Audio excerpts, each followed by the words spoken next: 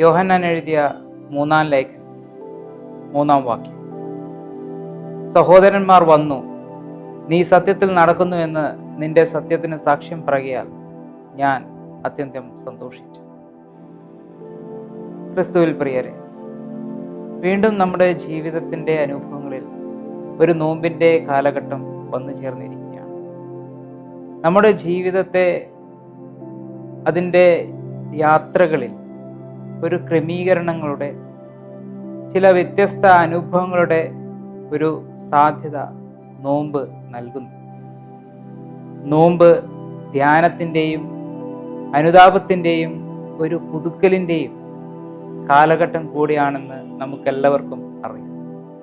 അതുകൊണ്ട് തന്നെ വിശ്വാസികൾ തങ്ങളുടെ ജീവിതങ്ങളിൽ ഉപവാസത്തിൻ്റെയും പ്രാർത്ഥനയുടെയും ജീവകാരുണ്യ പ്രവർത്തനങ്ങളുടെയും സാധ്യതകളെ കൂടുതൽ കൂടുതൽ അന്വേഷിക്കുന്ന ഒരു കാലഘട്ടം കൂടിയാണ് നോമ്പിൻ്റെ.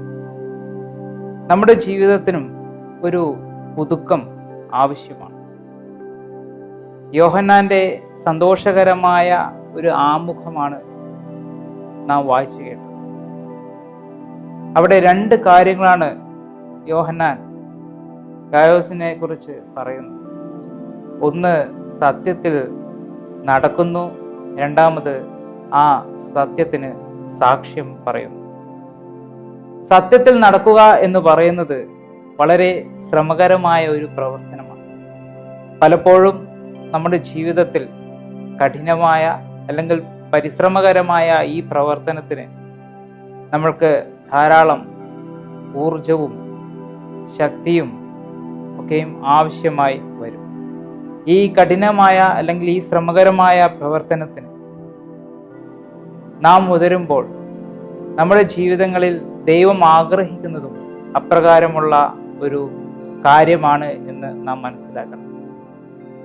ദൈവം എന്ന സത്യത്തെ അറിയുവാൻ, ആ സത്യത്തിൽ ജീവിക്കുവാൻ നോമ്പിൻ്റെ കാലം നമ്മെ പ്രേരിപ്പിക്കേണ്ടതാണ്. ഒരു പുതുക്കത്തിൻ്റെ അനുഭവം നോമ്പ് നമ്മുടെ ജീവിതങ്ങളിൽ ആവശ്യപ്പെടുമ്പോൾ, അല്ലെങ്കിൽ അപ്രകാരമുള്ള ഒരു ക്രമീകരണം നോമ്പിൻ്റെ സാധ്യതകൾ നൽകുമ്പോൾ, നമ്മളതിന് മടിക്കുവാൻ പാടുള്ളതല്ല എന്ന് നമുക്ക് തിരിച്ചറിയണം. ഒരു പൂന്തോട്ടത്തിൽ ഒരു പൂമ്പാറ്റ പാറി നടക്കുമ്പോൾ അത് ഉണ്ടാക്കുന്ന കാഴ്ചയ്ക്ക് നൽകുന്ന അഴകിൻ്റെ ആ മനോഹാരിതയെ നമുക്കെല്ലാം പരിചിതമാണ്. നോമ്പിൻ്റെ അനുഭവങ്ങളും അപ്രകാരമാണ്. നമ്മുടെ ജീവിതത്തിൽ സത്യത്തെ അറിയുകയും ആ സത്യത്തിൽ ജീവിക്കുവാനുമുള്ള ഒരു ക്രമീകരണങ്ങൾ ഉണ്ടാകുമ്പോൾ അത് നൽകുന്ന ജീവിതത്തിൻ്റെ ആ മനോഹാരിതയെ ദൈവം സന്തോഷിക്കുമെന്നുള്ള തിരിച്ചറിവ് നമുക്ക് ആവശ്യമാണ്. ഒരു പുതിയ മാറ്റം, ഒരു പുതിയ അഴക്, ഒരു പുതുക്കത്തിൻ്റെ അനുഭവം നോമ്പിൻ്റെ അനുഭവങ്ങളിലൂടെ നമുക്ക് ലഭിക്കുമ്പോൾ അത് സാക്ഷ്യമായി തീരും എന്ന് നമുക്കറിയാം. ഒരു പുതിയ ജീവിതം ആരംഭിക്കുവാൻ, സത്യത്തെ അറിഞ്ഞ് ആ സത്യത്തിൽ ജീവിച്ച് ആ സത്യത്തിന് സാക്ഷ്യമായി തീരുവാനുള്ള ഒരുക്കം, ഒരു പുതുക്കലിൻ്റെ അനുഭവം ഈ നോമ്പുകാലം നമുക്ക് ഏവർക്കും നൽകട്ടെ എന്ന് ആത്മാർത്ഥമായി പ്രാർത്ഥിക്കും. തലകളെ വണക്കാം, പ്രാർത്ഥിക്കാം.